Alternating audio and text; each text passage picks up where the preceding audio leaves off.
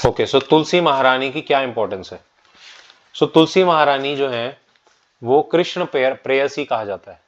नमो नमः तुलसी कृष्ण प्रेयसी नमो नमः, ऐसे इसलिए गाते हैं हम।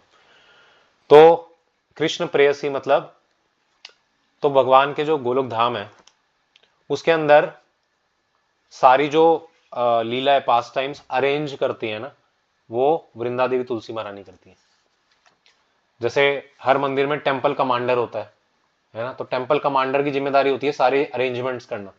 जैसे कोई यज्ञ होना है तो वो बुलाएंगे जो यज्ञ करने वाले पुरोहित हैं, जो लगाने वाले, ईंटें लगाने वाले, टेंट लगाने वाले, उन सबको कोऑर्डिनेट वो करेगा, है ना। जनरल मैनेजर कह लो कंपनी में, है ना। सीईओ तो नहीं करता ना, सीईओ तो अपना बैठता है आराम से, है ना। सीईओ तो साइन करता है बस, है ना, वो ऑर्डर देता है आगे, सीईओ हो गया अप्रूव्ड, करो एग्जीक्यूट। एग्जीक्यूशन जो करता है वो जनरल मैनेजर या टेंपल कमांडर, है ना। हमारे रोहिणी दुलाल प्रभु टेंपल कमांडर है यहाँ मंदिर के। तो वो पोजीशन जो है वो वृंदा देवी की है ना। तो ब्रज की रानी कौन है? कौन है? राधा रानी, है ना, वृंदावनेश्वरी श्रीमती राधा रानी, है ना। She is the CEO. वो कुछ नहीं करती हैं, वो अप्रूव करती हैं, लेकिन एग्जीक्यूट कौन करता है? तुलसी महारानी, वृंदा देवी, है ना। और उनके जो अपर लेवल हैं, जैसे जीएम के ऊपर बोर्ड ऑफ डायरेक्टर होते हैं ना, तो वो है पौर्णमासी, है ना, पौर्णमासी है।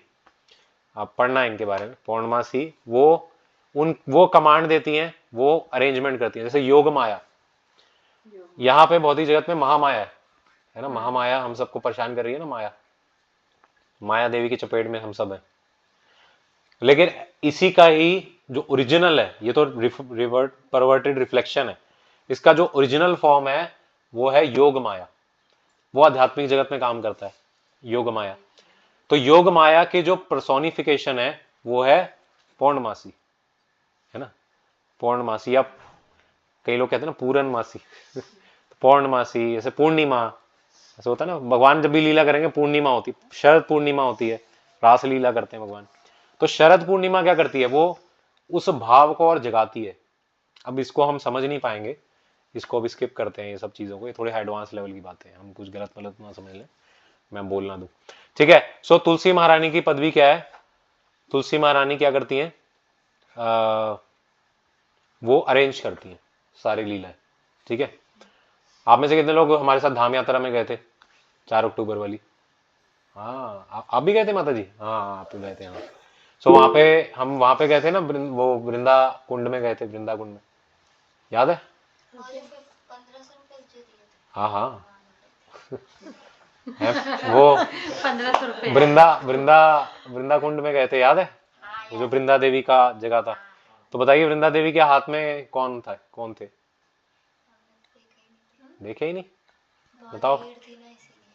अच्छा, नहीं देखा? वृंदा देवी के हाथ में देखा तो कुछ कमल था, उसके ऊपर कौन था? एक पक्षी था, कौन सा तोता पक्षी था? हाँ तोता हाँ, तोता तोता, तोता, है ना। और कौन से रंग का था? ग्रीन कलर का। येलो कलर का। अच्छा हाँ, सॉरी, येलो येलो कलर का कलर तोता, का। है ना। तो वो जो तोता है ना, वो है खबरी। वो पूरी, जैसे व्हाट्सएप नहीं था ना उस जमाने में व्हाट्सएप से बेटर कम्युनिकेशन था। वहां पे वृंदा देवी ने, मतलब पता नहीं लाखों लाखों तोते छोड़े हुए थे हर जगह पे। वो वृंदा देवी के लिए क्या करते थे?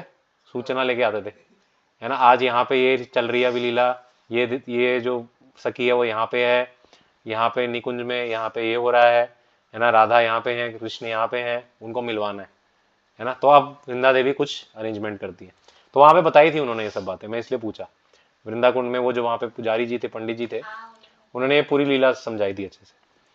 तो और टाइमिंग भी होता है, फिक्स टाइमिंग होता है। सुबह 6 बजे राधा और कृष्ण यहाँ पे लीला करेंगे, है ना। फिर शाम को यहाँ पे, दोपहर में यहाँ पे, ऐसे ऐसे अलग अलग स्थान भी है। तो Vrinda Devi is the general manager. वो जो भी जगह होती है ना अरेंजमेंट, वो करके रखती है, वो सारा कुछ मैनेज करके रखती है। तो अब जो सेवा करता है वो भगवान को बहुत प्रिय होता है ना। जो फील्ड वर्क करता है उस पर सबसे ज्यादा कृपा होती है। जो रगड़े खाता है फील्ड में, है ना, कि भाई काम करना है, जैसे बोला जाए कि हरिनाम आश्रय सेवा हम तो चला रहे हैं, है ना। अब जो लोग कॉलिंग सेवा कर रहे हैं, जो लोग बैकग्राउंड में पीछे पर्दे के पीछे सेवा कर रहे हैं, वो लोग ज्यादा कृपा बटोर रहे हैं, क्योंकि भगवान उनसे ज्यादा प्रसन्न होंगे। क्योंकि वो व्यक्ति अब जैसे इस जो ये मैं सेवा कर रहा हूँ, इसमें खतरा है कि भाई इसमें पूजा भी मिलती है, लाभ भी मिलता है ना, प्रतिष्ठा मिलती है, पॉपुलैरिटी मिलती है। लेकिन जो पीछे से कर रहा है उसको तो कोई नहीं पूछ रहा, है ना। वो व्यक्ति आता है, वो अरेंजमेंट करता है, माइक सेटअप करता है, ये लगा के रख देता है, या पानी की बोतलें गर्म करके ले आता है ना, आप सबके लिए।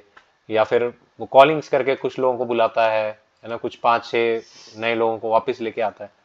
तो उस व्यक्ति वो किसी उसके लिए थोड़ी कर रहा है कि मुझे कोई पॉपुलैरिटी मिले, मेरा नाम हो। वो बस भगवान को खुश करने के लिए कर रहा है।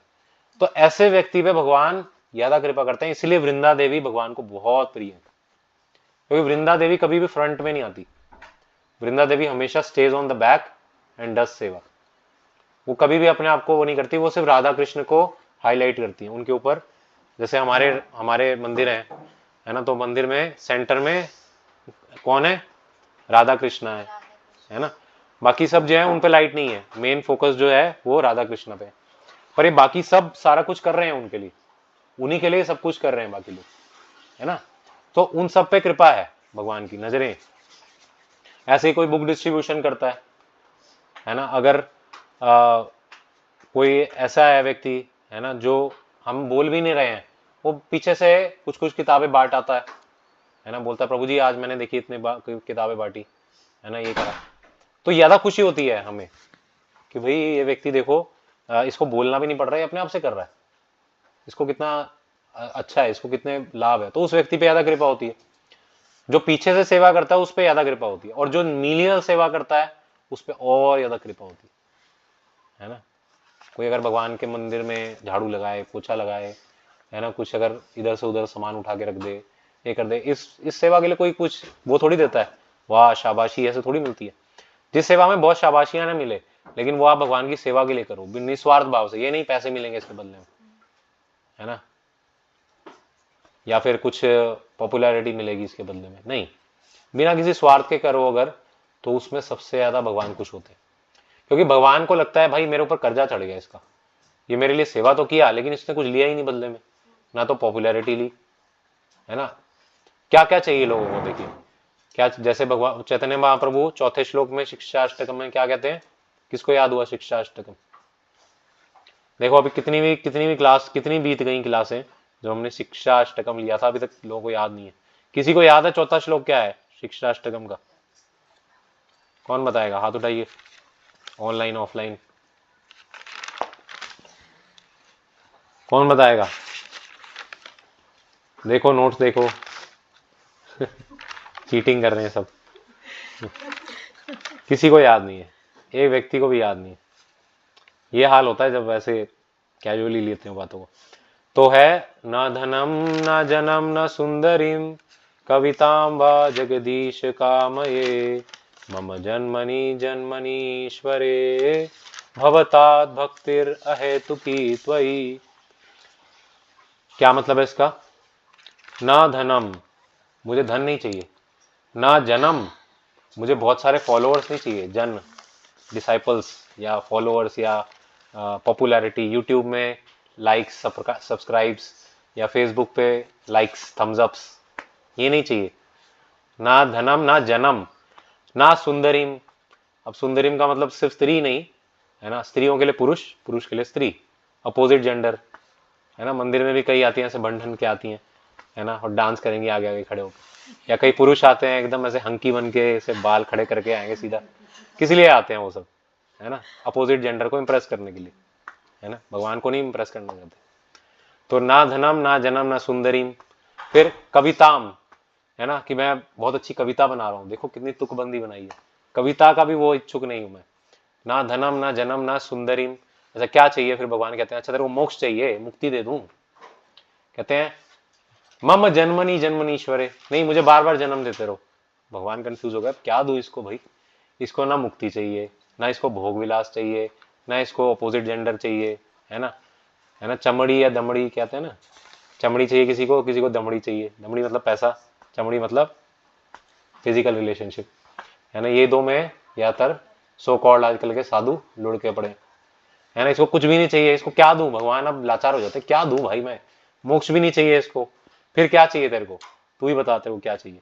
फिर वो कहता है मम जन्मनी जन्मनीश्वरे भवताद भक्तिर अहेतुकी त्वयि, मुझे जन्म जन्मांतर तक अपनी निस्वार्थ सेवा देते रहो, बस और कुछ नहीं चाहिए, ये दे दो, बस इतना ही चाहिए, है ना। तो फिर भगवान फिर वो हो जाते, कर्ज में हो जाते हैं।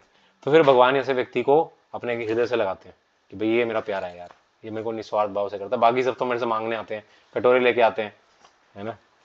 धनम देही जन्म देही यशो देही दुशो जही, हर जगह मेरी मेरी जय हो, है ना, है ना, इसलिए आते हैं ज्यादातर लोग। लेकिन ये किस लिए आया है, मेरी भक्ति के लिए।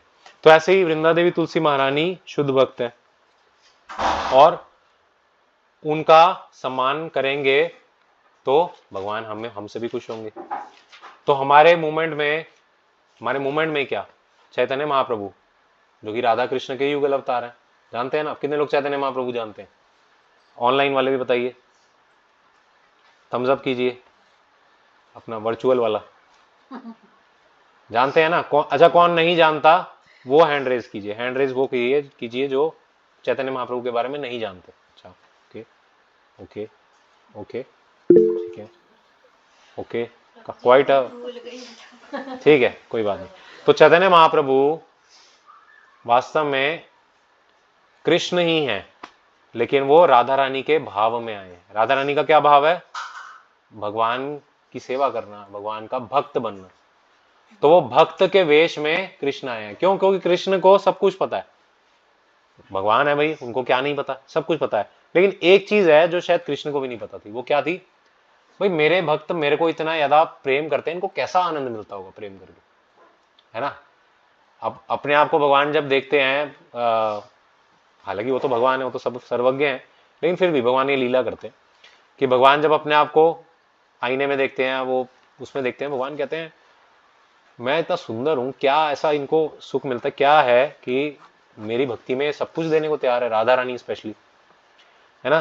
तो भगवान की इच्छा हुई कि मैं अब आऊंगा, छुपे हुए रूप में आऊंगा, और मैं ना बहुत पॉपुलर प्रचार, मतलब ऐसे नहीं होगा मेरा कि ये देखो विष्णु के 8वें अवतार हैं, ये हैं, ऐसे नहीं आऊंगा, मैं छुप के आऊंगा, है ना। और कैसे आऊंगा, राधा रानी के भाव में आऊंगा, राधेर भावे यही गौर अवतार, श्री कृष्ण चैतन्य राधा कृष्ण ना ही अन्य। तो ये श्री कृष्ण ही है राधा रानी के भाव में, इसलिए आए वो कि मैं देखूं तो सही कृष्ण की भक्ति में क्या रस है, मेरी भक्ति में क्या रस है, मुझे वो चखना है। तो इसलिए वो छुपके से आए, इसलिए वो बंगाल में आज से 500 साल पूर्व बंगाल के प्रांत नदिया या मायापुर जिसे आप कहते हैं मायापुर, वहां पे अब इस्कॉन का बहुत बड़ा, सबसे बड़ा, वर्ल्ड का सबसे बड़ा मंदिर, इस्कॉन का मंदिर मायापुर में अभी निर्मित हो चुका है। अगले साल में उसका उद्घाटन भी होगा, अगले साल में, आने वाले साल से अगले साल 23-27 में। और उसमें जानते कौन आएगा उसका उद्घाटन करने, राष्ट्रपति, यहाँ इंडिया के नहीं, यूएस के डोनाल्ड ट्रंप आएंगे, या कोई भी जो भी राष्ट्रपति होगा वहां तो वर्ल्ड का सबसे बड़ा मंदिर है, सबसे बड़ा वर्ल्ड का, ज्योग्राफिकल एरिया के हिसाब से, और हमें पता ही नहीं है, भारतीय हैं हम। सो चैतन्य महाप्रभु राधा कृष्ण के युगल अवतार है। तो चैतन्य महाप्रभु ने हमें सिखाया कि हमारा स्वरूप क्या है, असल में हम कौन है ना। वो कहते हैं ना चा नरपति ना चा विप्रो ना चा राजवेशी ना वर्णी ना द्विज अहम गोपिर भर्तु पद कमलयो दास दासानुदासा।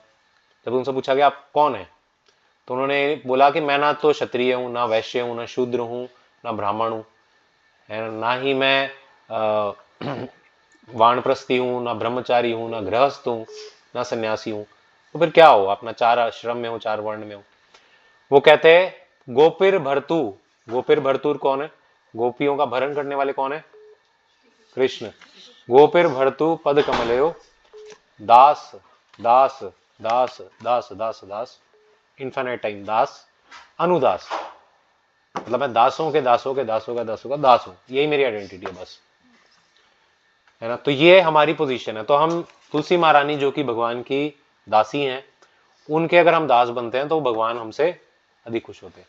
और जितना हम सीरीज में दास के भी दास बनते जाएंगे ना, उतना भगवान यदा अधिक कृपा हमें देते हैं।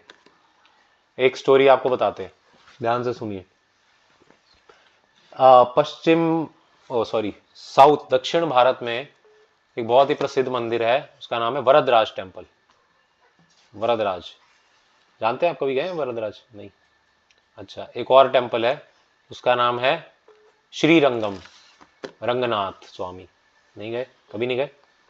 बहुत बड़ा टेम्पल है, मतलब लाइफ टाइम में एक बार जरूर जाइए। रंगम, श्रीरंगम टेम्पल। हाँ, रंगनाथ स्वामी मंदिर साउथ में है। ये आपको आंध्रा में, आंध्रा डिस्ट्रिक्ट में पड़ता है, आंध्रा के अंदर ही पड़ता है। मुझे एग्जैक्ट लोकेशन नहीं पता, आप देख लेना, श्रीरंगम। ठीक है। तो वहां की घटना है कई साल पहले, मतलब कई 100 सालों पहले। तो वहां पे एक भगवान के विग्रह हैं जिनका नाम है वरदराज। वरदराज। तो उन्हें वरदराज क्यों कहा जाता है जानते हैं?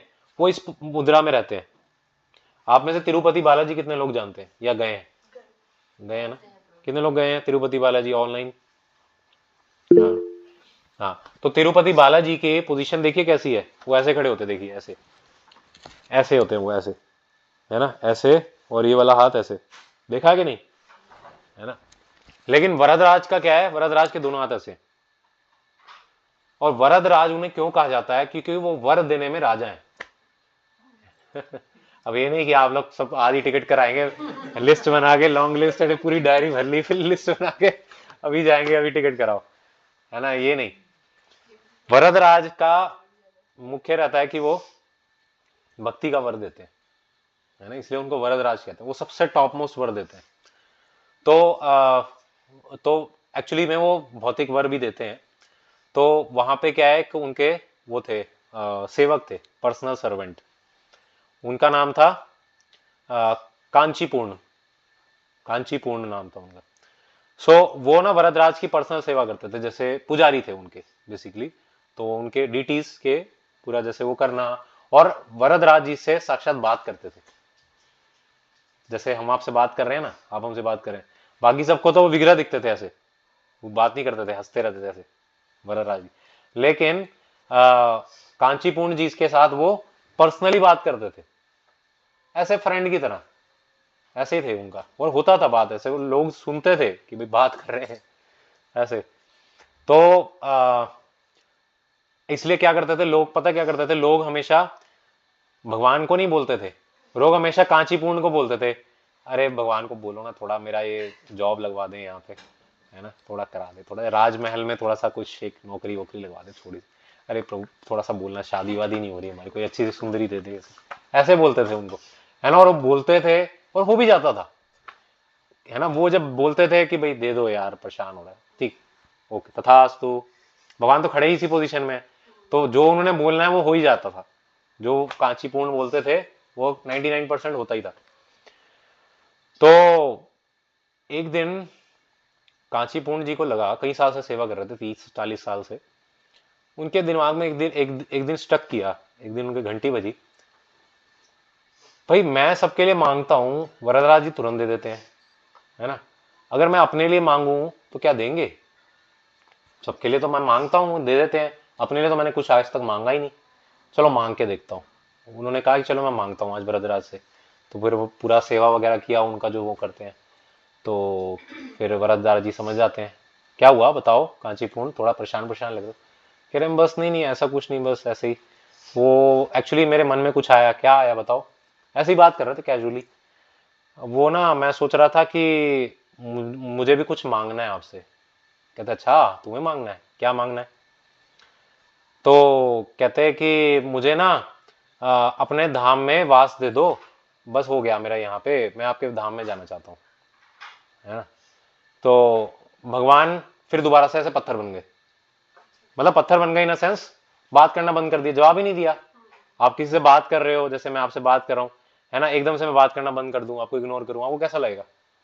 वो बड़ा बुरा मान गए, कहा ये क्या बात है, सबके लिए मैं मांगता हूं तो आराम से ऐसे दे देते हैं, ऐसे हो जाते हैं, मैं मांगा तो मेरे को कुछ नहीं दिया, जाओ मैं नहीं कर रहा आज से सेवा, है ना। नाराज होके चले गए, कहते हैं कि मैं नहीं करूँ, मेरे साथ धोखा हुआ है पूरी साल में मैंने इतने 30 साल 40 साल गवा दिए, है ना, और मुझे ये मिला बदले में, ये मिला मुझे बदले में। एक छोटी सी ख्वाहिश मांगी थी मैंने, वो भी नहीं दी, है ना। तो फिर वो बात ही नहीं करते उनसे वरदराज जी। तो फिर वो क्या कहते हैं, मैं चला जाता हूँ। फिर वो बोरिया बिस्तरा पैक करते हैं और निकल जाते हैं। फिर क्या करते हैं वो फिर वो एक और महात्मा होते हैं, उनके पास जाते हैं और वेश अपना बदल लेते हैं, है ना।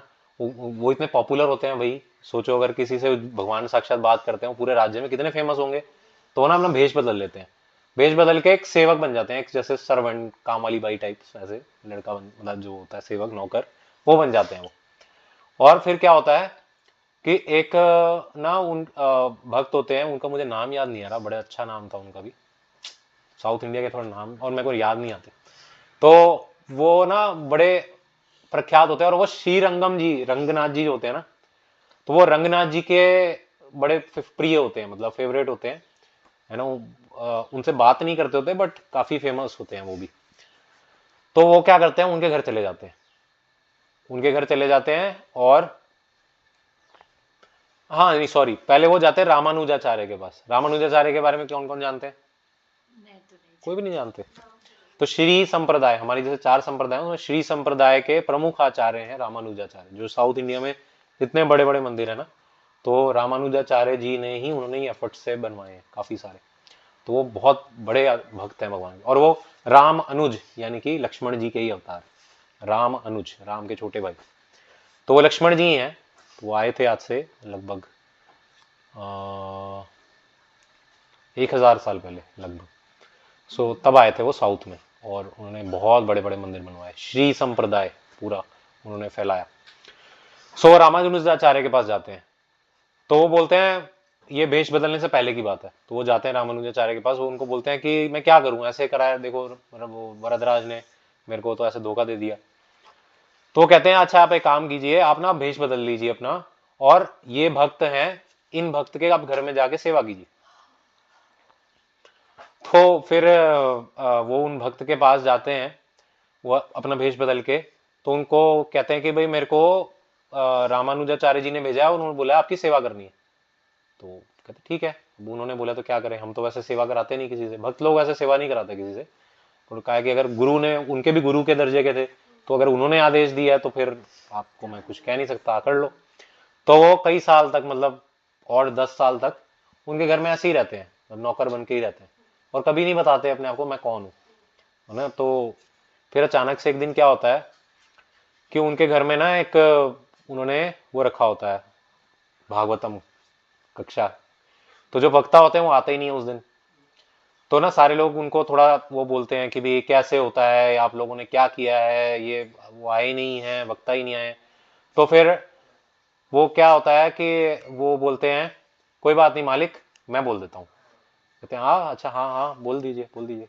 वो भी हम्बल होते हैं, वो कहते हैं हाँ बोल दीजिए। तो वो बैठते हैं, वो जब बोलने लगते हैं सब लोगों के मुंह खुले के खुले रह जाते हैं। अरे नौकर होके इतनी नॉलेज है इसको, है ना, शास्त्रों का इतना डीप ज्ञान है, भगवान का इतने रहस्य जानते हैं।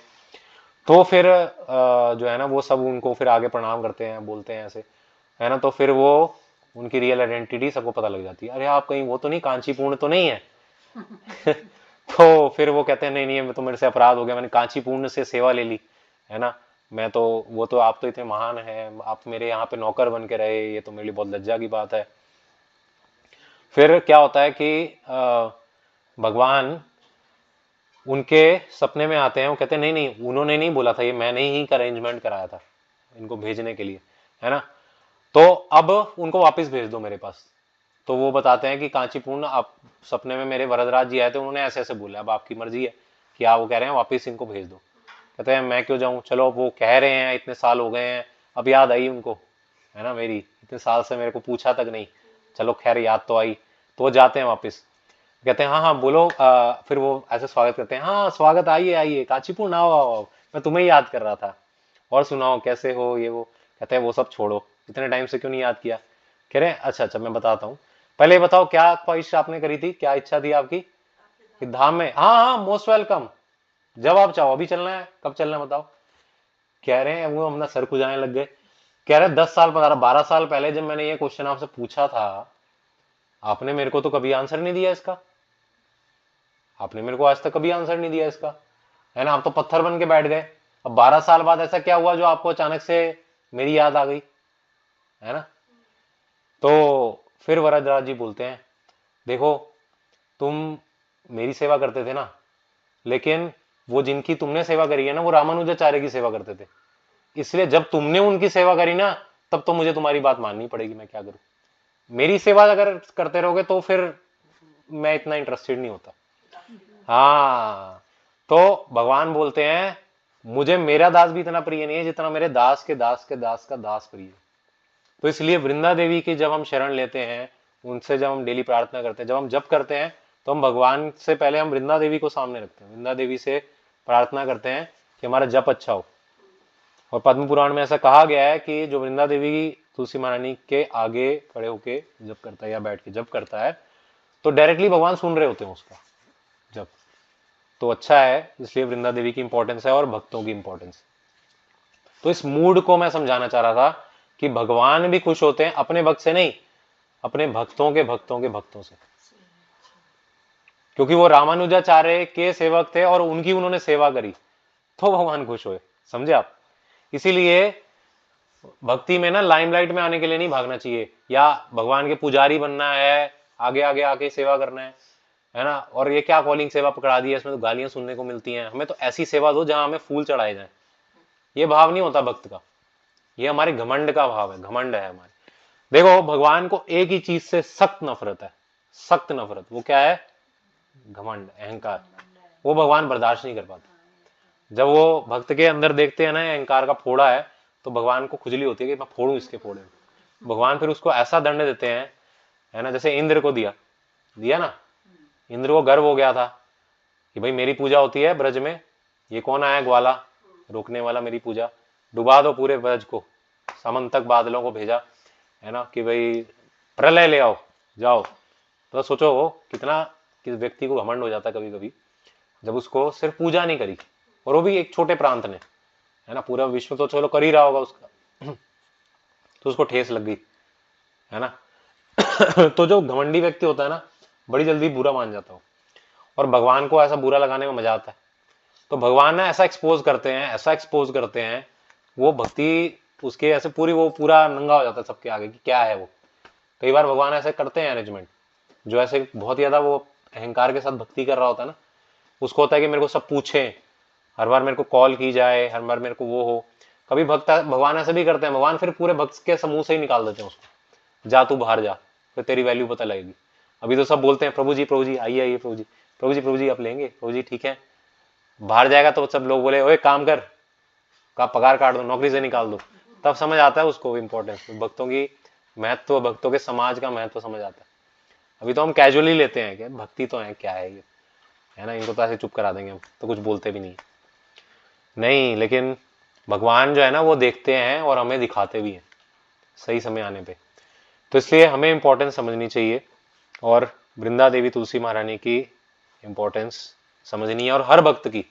इसलिए जब आप मंदिर में प्रवेश करें, नोएडा टेम्पल में हमारे जाते हैं, तो सबसे पहले क्या करना चाहिए? प्रणाम। किसको याद है किसको प्रणाम करना चाहिए मंदिर में घुसने से पहले? घुसने लेफ्ट टू राइट तो ठीक है, सबसे पहला प्रणाम किसके लिए होता है? हाँ, वैष्णवों के लिए। मंदिर के डोर में ही जब आप घुसते हैं, सबसे पहले झुक के प्रणाम कीजिए, और क्या बोले? वांछा कल्पतरुभ्यश्च कृपा सिंधुभ्यो च पतितानां पावनेभ्यो वैष्णवेभ्यो नमो नमः। ये वैष्णवों का प्रणाम मंत्र है ना। तो सभी भक्तों को मेरा प्रणाम, ऐसे, है ना। भगवान से भी पहले हम जो वहां पे उपस्थित भक्त हैं उनको प्रणाम करते हैं, उनसे आज्ञा लेते हैं कि भाई आप तो ऑलरेडी हैं भगवान के धाम में, भगवान के पास है। भगवान का मंदिर इक्वल्स टू भगवान का धाम। ये पता प्रैक्टिस क्यों कराई जा रही है आपको? जब आप रियल में गोलोक धाम जाएंगे ना, तब अच्छे से फॉलो कर सके, तब हमारी नाक मत कटवाना आप, इसीलिए फिर प्रैक्टिस हो रही है। इससे जब आप गोलोक, जैसे आप समझिए कि भगवान का, ऑब्वियसली भगवान का धाम जो है वो गोलोक वृंदावन ही है। जैसे अब पाकिस्तान में तो नहीं रहते ना आप लोग, हिंदुस्तान में रहते हैं ना, लेकिन अगर हम अपने पाकिस्तान का फ्लेवर लेना है तो आप पाकिस्तान के एम्बेसी में चले जाइए। वहां के कानून, उस टुकड़े के जो लॉज हैं वो पाकिस्तान ही चलाता है, हिंदुस्तान का कोई रोल नहीं है। हालांकि हिंदुस्तान का एरिया है वो, लेकिन वो टुकड़ा दिया हुआ है कुछ हिंदुस्तान ने, एम्बेसी है ना, क्या कहते हैं, दूतावास। तो वो दूतावास में कानून चलेंगे किसके? पाकिस्तान के। हिंदुस्तान का कोई रोल नहीं है उसमें, पता है। अगर वहां पे किसी ने किसी का मर्डर कर दिया ना, तो इंडियन गवर्नमेंट सजा नहीं देगी उसको, उसको पाकिस्तान भेजा जाएगा, उसको पटका जाएगा पाकिस्तान, जाओ वहां पे, वो लोग देंगे सजा तेरे को, है ना। तो ऐसे ही प्रभुपाद के जितने भी बड़े बड़े मंदिर है ना, इवन ये घर भी है ना, जितने भी मंदिर हैं, जितने घर है, ये घर के भी केंद्र भगवान ही है, वो सब एम्बेसीज है, राजदूत है, वो दूतावास है। कौन रहते हैं उसमें? भक्त रहते हैं, भक्त रहते हैं और भगवान रहते हैं, भक्त और भगवान रहते हैं, है ना। तो आपको प्रैक्टिस कराई जा रही है इस वैष्णव सदाचार के माध्यम से। जो लोग सोच रहे हैं ना, अरे क्या ये छोटी छोटी चीजें सिखा रहे हो, कम ऑन, जाग जाओ, नींद से जाग जाओ। अरे बड़े बड़े 50 साल हो जाते हैं भक्ति में, उनको नहीं आती होती है सब चीजें, है ना। और आप भगवान के धाम जाओगे, वहां पे भी आपको पता ही नहीं वो करना क्या है ना। वहां जाके आप सीधा भगवान के पास भागोगे, वहां भक्त लोग आपका इंतजार कर रहे होंगे, उनको इग्नोर मार दोगे। इसलिए जब आप भगवान के धाम में जाएं या मंदिर में आए या घर पे भी आए, भगवान से भी पहले भगवान के भक्तों को प्रणाम करना चाहिए, उनसे आज्ञा लेनी चाहिए कि हमें इस योग्य बनाइए। आप लोग तो ऑलरेडी हैं धाम में, आप इस योग्य बनाइए कि हमसे कोई अपराध ना हो। अरे भाई, हम इतने कोई मंत्री थोड़ी हैं कि हम डायरेक्ट भगवान से डीलिंग कर लेंगे, हम तो जाके अपराध कराएंगे, है ना। हम तो भगवान के कंधे में ऐसे हाथ रख देंगे सीधा जाके, गंदा सा अपना, है ना। लेकिन भगवान के भक्त जो है वो हमें सिखाएंगे, वो हमें भगवान के प्रति अर्पण करेंगे, समझ गए ना। इसलिए जब आप यहाँ पे भी आए क्लास में, आपको पहले यहाँ प्रणाम करना चाहिए। ऐसा नहीं कि मैं अपने लिए बोल रहा हूँ, but this is a system. जो भी भक्त हैं पहले उनको प्रणाम करना चाहिए, फिर मंदिर में प्रणाम करना चाहिए, फिर क्लास में आके बैठना चाहिए, है ना। इसलिए जो भी पुराने हैं वो लोग, पता है, वो आते हैं, प्रणाम करते हैं झुक के, फिर वहां मंदिर में प्रणाम करते हैं, फिर बैठते हैं। क्यों? क्योंकि बिना, है ना, कहते हैं गुरु गोविंद दो खड़े काके लागो पाए, बलिहारी गुरु आपने गोविंद दियो मिलाए। तो भाई आप नहीं समझ पाओगे गोविंद को, भगवान के पास होके भी नहीं हो पाओगे। आप फोटो समझ लोगे, आप मूर्ति समझ लोगे और अपराध कराओगे। भगवान के अर्चा विग्रह को मूर्ति समझना भी बहुत बड़ा अपराध है। ये पत्थर ही तो है, ये जमीन में भी मैं पत्थर में पैर रख रहा हूं, वो पत्थर ऊपर पड़ा है, ये अपराध हो जाएगा बहुत बड़ा, बहुत बड़ा अपराध हो जाएगा, है ना। भगवान भक्ति छीन लेंगे पूरी। तो इसलिए भक्तों से सीखना चाहिए, उनका मूड देखना चाहिए, वो लोग कैसे बिहेव कर रहे हैं, है ना। अगर सब लोग बैठे हैं, ये नहीं शोर मचाते हुए आए, है ना, इससे क्या इनडिसिप्लिन क्रिएट होगा। अब क्लास चल रही है, बीच में मेरे को क्वेश्चन पूछना है, क्लास डिस्टर्ब हो रही है, this is not the right etiquettes, है ना। और वो तो बाकी तो मैं बोल बोल के थक ही गया हूं कि भाई वीडियो ऑन करके बैठो, ये सब करो, दिस इज ऑल्सो एटिकेट्स, है ना। तो हम जो ये तैयारी करते हैं ना, मंदिर में हम जाएं, कैसे प्रणाम करें, है ना। तो हम जब मंदिर में घुसते हैं, मैं ये पॉइंट बताना चाह रहा था, सबसे पहले हम भक्तों को प्रणाम करते हैं, उसके बाद हम प्रभुपाद जी को प्रणाम करते हैं, उसके बाद हम गरुड़ देव को प्रणाम करते हैं। गरुड़ देव होते हैं ना इधर, गरुड़ देव की तरफ जाना चाहिए। वैसे आइडियली आप दिल्ली वाले बड़े मंदिर जाओ, ईस्ट ऑफ कैलाश वाले, तो वहां पे पहले गरुड़ देव जी है, आइडियली पहले गरुड़ देव जी होना चाहिए, क्योंकि गरुड़ देव जी धूप सह के, बारिश सह के, सर्दी गर्मी सह के मंदिर के बाहर खड़े होते हैं, ऐसे हाथ करके रेडी रहते हैं, कब भगवान ऑर्डर दें, चलो इस भक्त को बचाने जाना है, तो वो यस सर रेडी, वो दिन रात खड़े हैं वहां पे। तो हमें उनसे उनसे प्रेरणा लेनी चाहिए कि भाई आप ऐसे इतने महान भक्त हैं, आप अपना आशीर्वाद दीजिए कि कुछ आपका अंश हमारे अंदर भी आए। हमें तो अगर बोल दिया जाए चलो बुक डिस्ट्रीब्यूशन, प्रभु जी वो ना आज थोड़ा नींद आ रहा है थोड़ा, है ना, ऐसे हम भक्त हैं।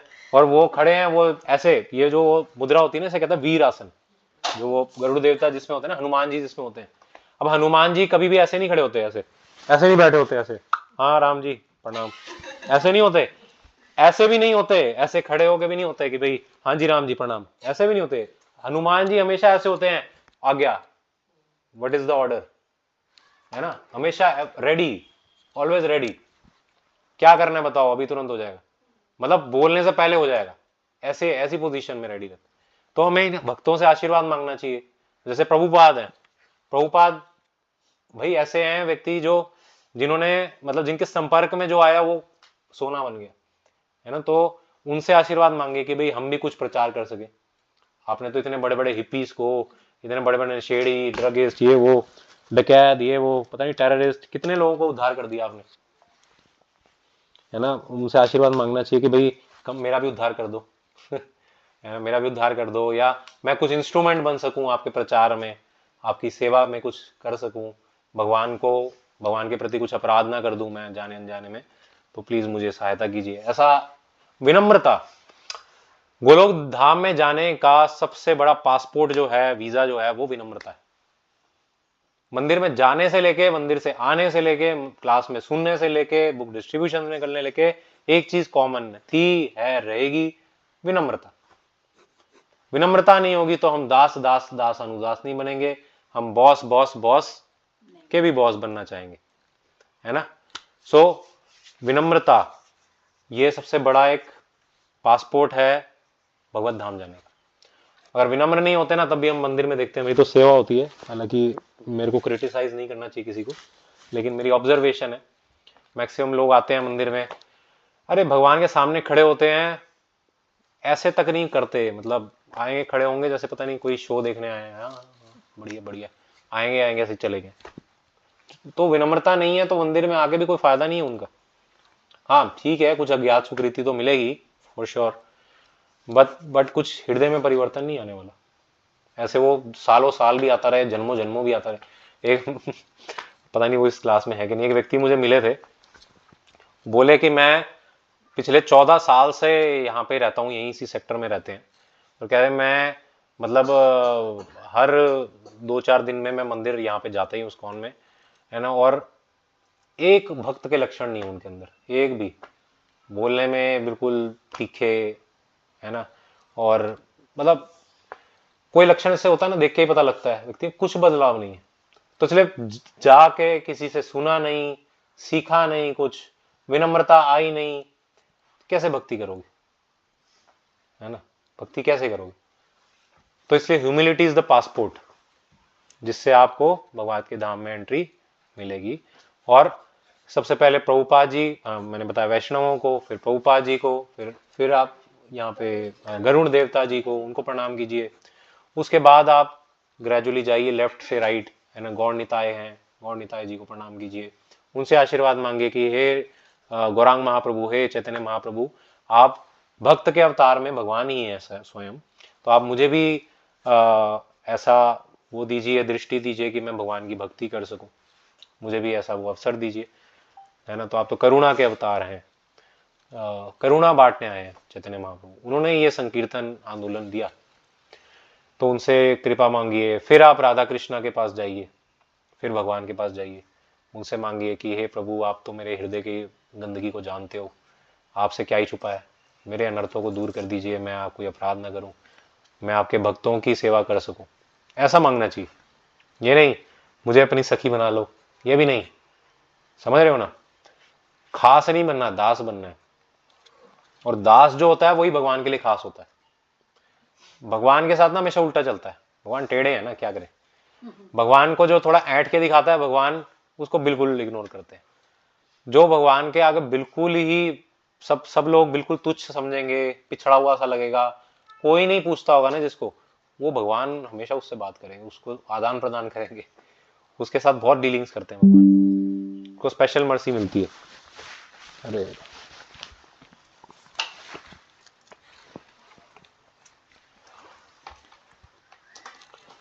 तो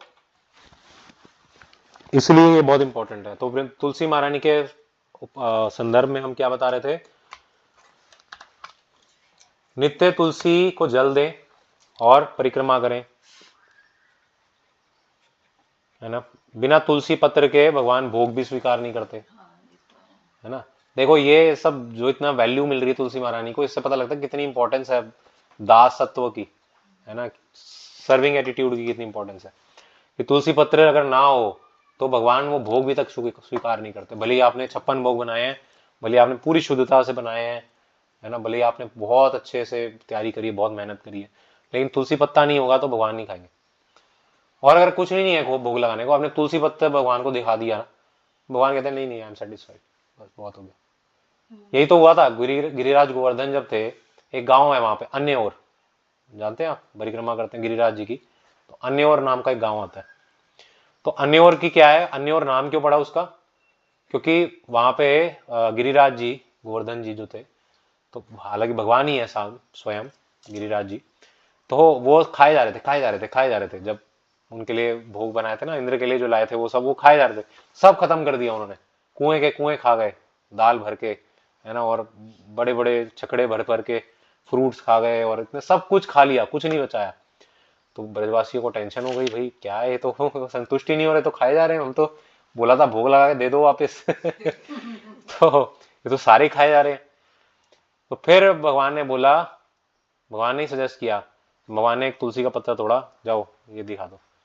तो गिरिराज जी को वो तुलसी का पत्ता दिखा, तो गिरिराज जी डकार मारने लगे, हो गया हो गया, बस बस, आई एम सेटिस्फाइड, यही तो ये चाहिए था मुझे, बस और कुछ नहीं, हो गया हो गया। और फिर जो भी जो था खाया था वो सब उन्होंने आशीर्वाद देके वापस कर दिया, भोग लगा के, है ना। तो इसलिए वृंदा देवी तुलसी के महारानी के बिना भगवान भोग भी स्वीकार नहीं करते।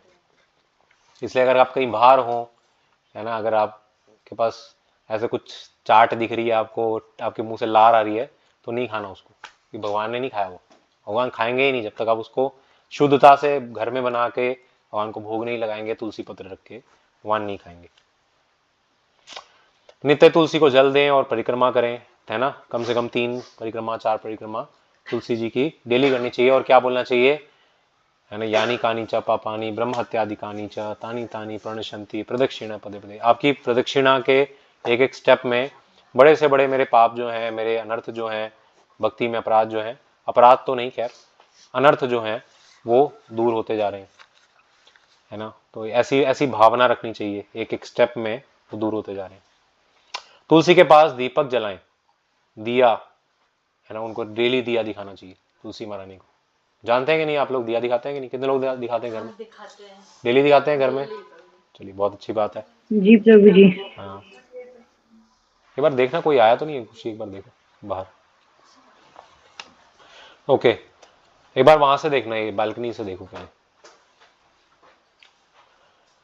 तुलसी पत्र को चबाना नहीं चाहिए, ये भी होता है, एक्चुअली उसको निगला जाता है, चबाना नहीं होता। हाँ, अगर वो है, इमरजेंसी है, चबाना पड़ रहा है तो ठीक है, बट वैसे चबाना नहीं चाहिए, उसको निगलना चाहिए, स्वेलो करना चाहिए। कोई आए क्या नीचे, कोई नहीं है क्या, गेट खुला हुआ नीचे का, ठीक है। सो अभी निष्कर्ष पे आते हैं, कंक्लूजन। वैष्णव सदाचार केवल बाहरी दिखावा नहीं है, ये आंतरिक शुद्धता है, बाहर से नहीं, तिलक धारण कर लिया, कंठी पहन ली, धोती कुर्ता पहन लिया, लेकिन अंदर से विचार गंदे के गंदे। इसलिए अंदर से बदलाव आना चाहिए। अंदर से बदलाव कैसे आएगा, कैसे आएगा,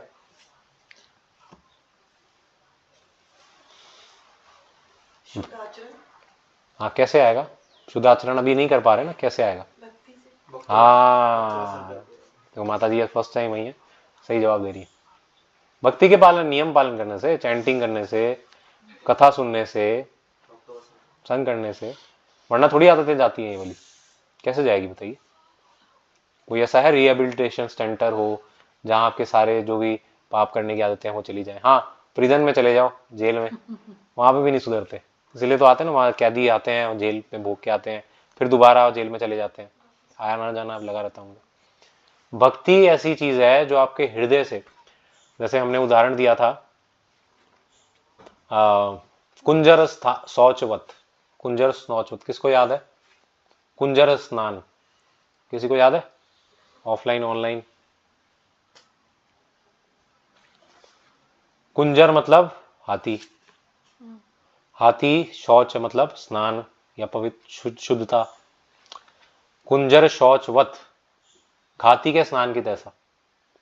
हाथी जाता है वहां पे नदी में, है ना, बताया था, याद आया, चमकी लाइट। हाथी जाता है स्नान करने, कहाँ पे, नदी में या किसी उसमें तालाब में, बहुत अच्छे से स्नान करता है, रगड़ता है अपने पूरी बॉडी को, अच्छे से मसलता है, अच्छे से बिल्कुल शुद्ध हो जाता है, बाबू बन जाता है ना, और आता है बाहर, क्या करता है, ले मिट्टी उड़ेलता है अपने ऊपर, है ना।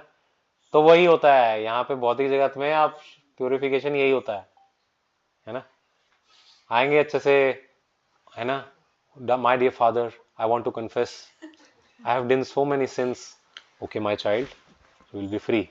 फिर क्या, अगले हफ्ते, my dear father I again did the same thing, okay my child no worries.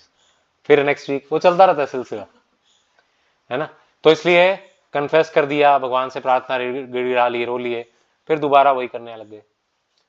तो भक्ति जब आप सीरियसली करेंगे, जैसे आप आज प्रवचन सुन रहे हैं, ध्यान पूर्वक सुन रहे हैं, ऑफलाइन वालों का तो मैं गारंटी ले सकता हूँ, ऑनलाइन वालों का मैं नहीं कह सकता भाई, आप लोगों का मैं भगवान ही मालिक।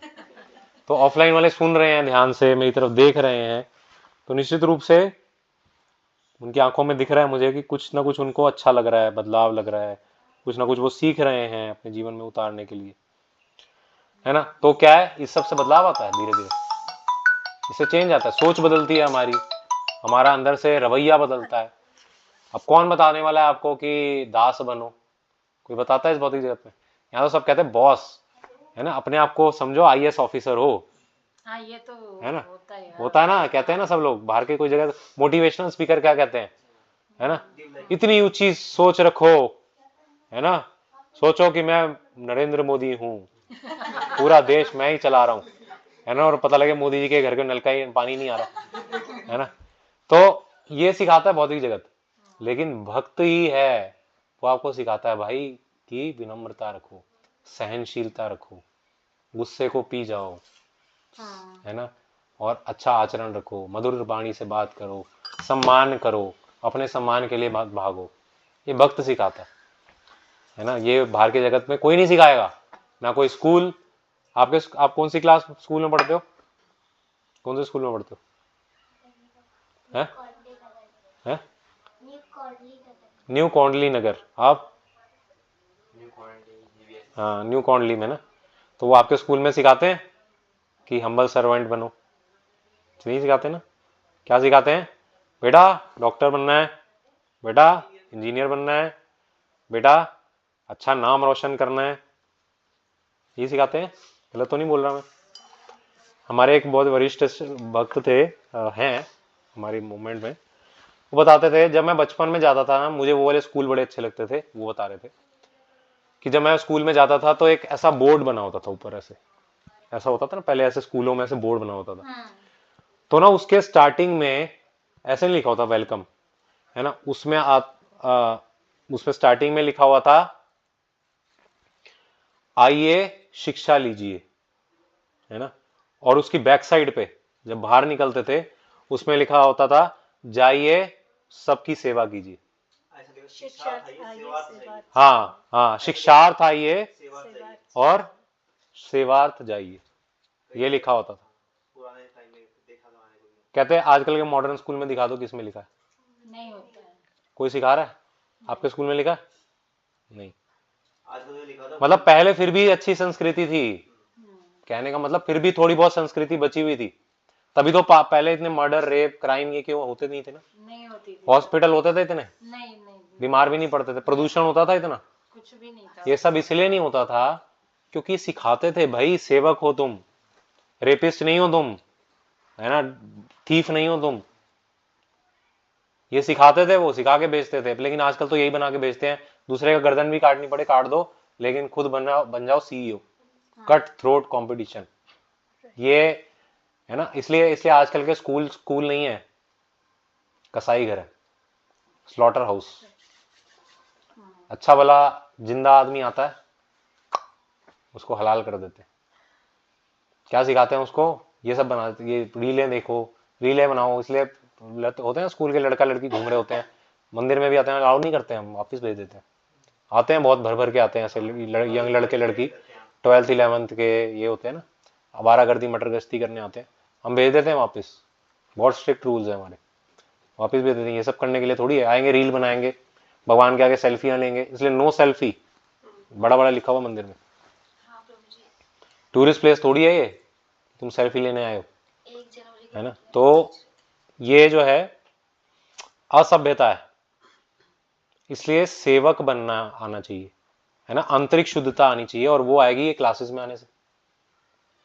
भाई मैं जो इतने आपको बुलाता हूँ रिक्वेस्ट कर करके, कई लोग कहते हैं प्रभु जी आप इतने क्यों भेजते हैं, जिन्होंने आना होगा आ जाएंगे, आप बार बार रिमाइंडर भेजते रहते हैं, आप बार बार मैसेज करते रहते हैं, कॉल पे बुलाते रहते हैं, क्यों करते हैं? जिनको वैल्यू होगी अपने आप आएंगे। मैं यही बोलता हूँ कि भाई मैं क्या करूँ, मुझे दया आती है।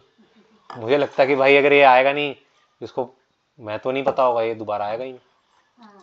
एक बार आ जाए थोड़ा, मैं तो जैसे आप लोग हैं, थोड़ा सा आप इंपॉर्टेंस समझ रहे हैं, क्यों मैं ये एफर्ट्स कर रहा हूँ, क्या इसकी वैल्यू है, क्या इसके पीछे साइकोलॉजी है, क्यों इंपॉर्टेंट है, तो आप लोग आएंगे आई एम श्योर।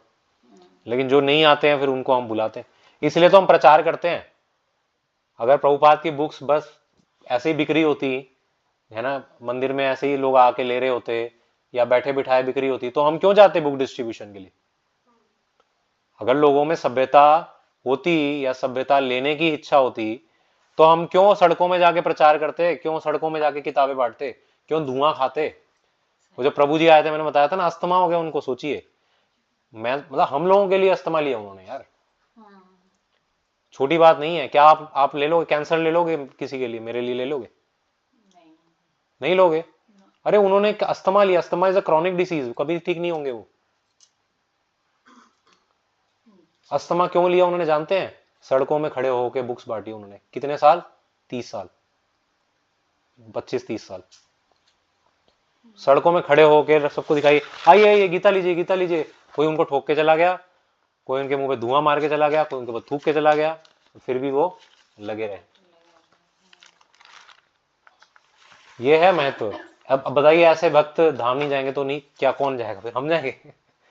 हम जैसे भूत प्रेत जाएंगे क्या? वो जाएंगे, वो अधिकारी हैं धाम जाने।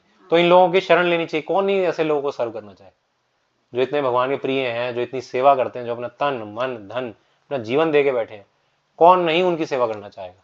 इसलिए दास का दास बनो, ज्यादा फायदे में रहोगे। भगवान का दास बनने के पीछे भागोगे, पॉपुलैरिटी के पीछे भागोगे, मुंह के बल गिरोगे, कुछ नहीं मिलेगा। ठीक है, ये सीख रहे हैं। हमारा आचरण ही हमारा प्रचार है। कई लोगों का डाउट होता है, प्रभु जी क्या करें, आना तो चाहते हैं लेकिन घर वाले हैं ना। कितने लोगों का डाउट है? नहीं, ये चीज तो हमें भी कई लोग तो घर वाले हैं, घरवाली हैं आपकी, आप मत बोलना। बाकी सब है ना, कई लोगों का है, ऑनलाइन वालों का तो बहुत है। और पर्सनली तो मेरे को बहुत ही ज्यादा बोलते हैं, वो तो मैं नाम नहीं ले सकता किसी का। पर्सनली तो मेरे को सभी लोग आके बोलते हैं, 99% लोग, प्रभु जी हमारे घर वाले हमें नहीं करने देते, प्रभु जी हम करना चाहते हैं, सेवा करना चाहते हैं, मना कर देते हैं। पता क्यों मना करते हैं? घर वालों को आपके प्रचार से नहीं होएगा, आपका आचरण। अब एक माता जी हैं, बहुत प्रचार करती थी, हमारे ग्रुप की इतनी active, super super duper active.